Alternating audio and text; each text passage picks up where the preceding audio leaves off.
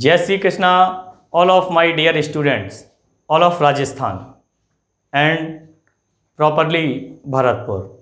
आप देख रहे होंगे कि अब तक हमारे बच्चों ने बहुत ही उम्दा, बहुत ही बेहतरीन तरीके से पूरे वर्ष भर तैयारी की है। आज वो घड़ी बहुत ही पास आ चुकी है जिसमें 18 जून 2020 को मैथमेटिक्स का पेपर होने वाला है। इस कोविड-19 के दौर में बच्चों ने और हम सब लोगों ने जो सफ़र किया है उसका परिणाम जो भी रहे, लेकिन परीक्षा की दृष्टि से आप लोगों को बहुत समय मिला और मैं आशा करता हूं कि आप निश्चित तौर पर मेरी आशा को पूर्ण करेंगे। और मैथमेटिक्स में मुझे लगता है कहीं कोई परेशानी आने वाली है ही नहीं, क्योंकि आपने बहुत ही अच्छे तरीके से पूरे वर्ष भर तैयारी की है और बहुत बार रिवीजन किया हुआ है। और जितने भी बार आपने रिवीजन किया हुआ है उतने ही अच्छी तरह से मैथमेटिक्स तैयार हो गई है, तो कहीं कोई प्रॉब्लम आने वाली नहीं है। बहुत छोटा सा पेपर होता है, 30 क्वेश्चन आते हैं, कहीं कोई प्रॉब्लम आने वाली नहीं है। और 80 नंबर का पेपर है। मुझे तो ऐसा लग रहा है कि बहुत सारे बच्चे 80 to 80 मार्क्स, मतलब 80 में से 80 मार्क्स ला सकते हैं, कहीं प्रॉब्लम ही नहीं। बहुत सारे बच्चों का मेरे पास फ़ोन आया, किसी ने व्हाट्सएप पे बात की, किसी ने फेसबुक पे बात की और कहा सर कहीं कोई टेंशन की बात ही नहीं है, मैं तो पहले ही 5-6 बार कर चुका हूँ, बस अब तो एक बार और देखना है। बिल्कुल सही बात है। मुझे भी ये लगता है कि बच्चों की तैयारी बहुत ही शानदार रही होगी और उन्होंने पूरी वर्ष भर मेहनत किया है। उस मेहनत का जो परिणाम है वो कल के पेपर में आपको पूर्ण तरह से, पूरे बढ़िया तरीके से, आवेश और जोश के साथ आपको कॉपी पर लिखना है, क्योंकि उसी तरह आपका परिणाम जो है बहुत ही शानदार होने वाला है। तो सबसे पहले मैं आपको ये बता दूं कि आपको मेरी तरफ से जो एग्ज़ाम है मैथमेटिक्स का 18 जून 2020 को, इसके लिए best of luck all my dear students, all of Rajasthan. सभी बच्चों के लिए मेरी हार्दिक शुभकामनाएं तहे दिल से। मैं आशा करता हूं कि आप अपने मुकाम तक पहुंचें और बहुत ही अच्छे मार्क्स प्राप्त करें। ठीक है, पहली बात। दूसरी बात ये है बच्चों कि सबसे पहले हम आपको ये बता दें कि हमें पेपर देते टाइम घबराना नहीं है। सबसे पहली बात यही होती है, बच्चे घबरा जाते हैं। घबराना किस बात का? हम परीक्षा ही तो दे रहे हैं, कहीं कुछ और थोड़ी नहीं कर रहे हैं, परीक्षा दे रहे हैं, बढ़िया तरीके से हमने तैयारी की है, तो घबराना किस बात की? जैसे हम यहाँ पर पेपर देते थे, टेस्ट पेपर देते थे, प्री बोर्ड देते थे, जैसे हम कॉपी पर लिख रहे थे, सेम उसी प्रकार हमें अपने वहाँ पे बोर्ड में सबसे पहले जो कॉपी मिलेगी, अपनी टेबल पर बैठें, रोल नंबर पे बैठें और बाकायदा देख लें मेरे आसपास कोई चिट वगैरह तो नहीं है। आराम से बैठने के पश्चात पहले अपने आप को 2 मिनट बिल्कुल सांत्वना दें और आंख बंद करके ईश्वर का नाम लें और कॉपी पे अपना रोल नंबर, जो भी चीज़ें हैं वो फिलअप करें, एंट्री फुल कर लें, कहीं कोई दिक्कत ना रहे। रोल नंबर अवश्य आप देख लें, बार बार हिंदी शब्दों में और अंकों में लिखा जाता है, उसको बढ़िया तरीके से भर लें, डेट वगैरह डाल दें, है ना। इसके पश्चात आप देखेंगे 30 to 30 पेज, मतलब 30 से एबव पेज की कॉपी मिलती है। बहुत बड़ी कॉपी होती है और बहुत ही अच्छी कॉपी होती है, लिखने में आपको बहुत अच्छा लगेगा। वाइट पेज होते हैं, कहीं कोई दिक्कत आने वाली नहीं है, ठीक है ना। तो आप आराम से कॉपी में सेक्शन वाइज आपको ये ध्यान रखना है कि आप उसमें सेक्शन, जैसे मान लीजिए हमें सेक्शन ए करना है तो ऊपर लिख दो खंड आ या सेक्शन ए लिख दें और क्वेश्चन नंबर आप वहीं से स्टार्ट कर देंगे। ठीक है, एक रफ पेज बना लें, सबसे लास्ट पेज बना लें, उस पर बेहतर रहेगा क्योंकि अब दोनों तरफ लिखना होगा। ठीक है, रफ पेज लास्ट में बना लें और उसको सबसे लास्ट में जब कर लें तो इस तरीके से क्रॉस कर दें और वहां लिख दें रफ, हिंदी में चाहे अंग्रेजी में। ठीक है, पहली बात। दूसरी बात यह है कि उस पर जो भी सेक्शन वाइज हम काम करेंगे, क्वेश्चनिंग करते चलेंगे, उनके आंसर्स लिखते चलेंगे। ठीक है, रफ काम पीछे करते चलेंगे। यदि कोई फॉर्मूला आता है, जैसे मान लीजिए हम सवाल को हल कर रहे हैं, ये बहुत खास बात होती है, हम सवाल को हल कर रहे हैं और कहीं e के पावर x का एक्सपेंशन आ गया तो यहाँ पे लिखेंगे, चूंकि हम जानते हैं वो साइड में लिखना है, राइट हैंड साइड में 1 + x upon factorial 2 and so on. तो इस तरीके से आप देखेंगे, इससे क्या फायदा होने वाला है भाई। 1 नंबर के क्वेश्चन में तो कोई दिक्कत नहीं, 2 नंबर, 3 नंबर और 6 नंबर के क्वेश्चन में अगर आप इस तरह से लिखते हो तो टीचर्स पे बहुत ही इफेक्टिव मतलब इफेक्ट आता है और टीचर वो देखता है कि बच्चे ने बहुत शानदार काम किया हुआ है, तो बिना मतलब सोचे समझे उस पे नंबर मिल जाते हैं बड़े आराम से। दूसरी बात, सेक्शन ए खत्म हो गया। अगर हमें सेक्शन बी में सारे बढ़िया से प्रश्न आ रहे, सेक्शन बी मतलब क्रमबद्धता ज्यादा रखने की कोशिश करें।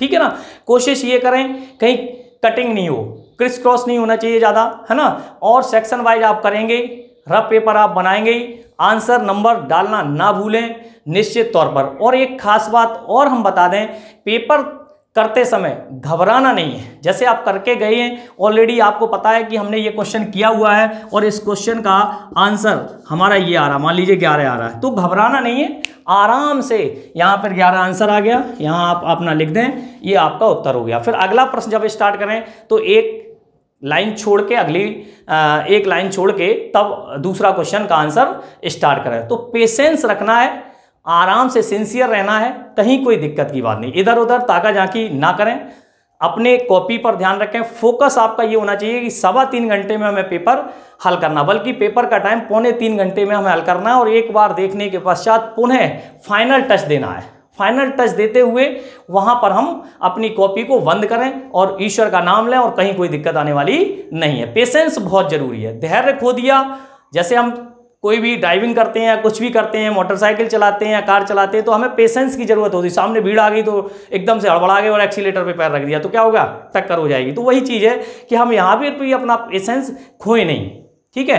अगर हम अपना पेशेंस खो देंगे तो वहाँ हैंड राइटिंग बिगड़ जाएगी। हो सकता है कि हम जो 2 गुणा 2 कर रहे हैं वो 4 की जगह 6 लिख जाए। हमसे भी हो जाती है मिस्टेक, मैं यूँ नहीं कह रहा हूँ कि हम आप ही करेंगे, लेकिन हम वहाँ पेपर दे रहे हैं, परीक्षा दे रहे हैं। घर में तो हम कितनी भी गलतियाँ कर लें, लेकिन जब हम बाहर जाते हैं तो बच्चों गलतियों को बचाना पड़ता है, सुरक्षा करनी पड़ती है, किस तरीके से हम उनकी गलतियों को इग्नोर करें। तो हम कोशिश करें 100% वहाँ छोटी छोटी बातों पर भी हमें ध्यान देना होगा, ठीक है।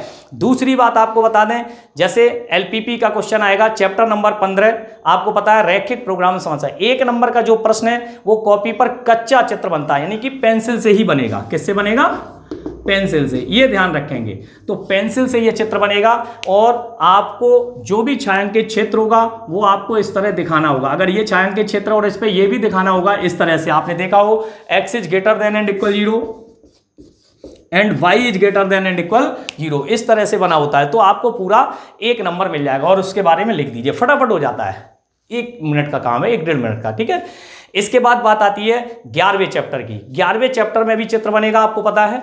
तो 11वें चैप्टर के जो चित्र हैं वो भी कॉपी पर ही बनेंगे, पेंसिल से बनेंगे। आपका चित्र बनना बहुत जरूरी है। 11वें चैप्टर में सभी बच्चे ध्यान देंगे, कच्चा चित्र ही बनेगा। जैसे मान लीजिए व्रत है और ये परवल है, तो इस तरीके से ये आपका मिलना चाहिए। तो ये आप देखेंगे यहाँ पर कि चित्र एकदम सही होना चाहिए, उनके नामांकन सही होने चाहिए, उसमें कहाँ डॉटेड करना है ये सही होना चाहिए, अक्स कहाँ है वो, और उनकी लिमिट सही से दिख जाना चाहिए, क्योंकि चित्र के अकॉर्डिंग ही हम क्या करते हैं, एरिया फाइंड कर सकते हैं, ठीक है भाई। तो एरिया जब हम फाइंड करते हैं तो आपको विशेष तरीके से ध्यान रखना होगा। 2 सवाल आएंगे 3-3 नंबर के, दोनों कच्चे चित्र बनेंगे पेंसिल से, वो आप साइड में बना लें और इधर अपने सवाल को करते जाएं बढ़िया तरीके से। जो चीज यूज आ रही है, जो फॉर्मूला यूज आ रहा है वो राइट हैंड साइड में लिखते चलें, कहीं कोई दिक्कत आने वाली नहीं है। नेक्स्ट बात करते हैं इसी एलपीपी का 15वें चैप्टर का एक क्वेश्चन आएगा 3 नंबर का, ठीक है। तो इसमें भी आपको बनाना, ये ग्राफ पेपर पे बनाना होगा। किस पे बनाना होगा, ग्राफ।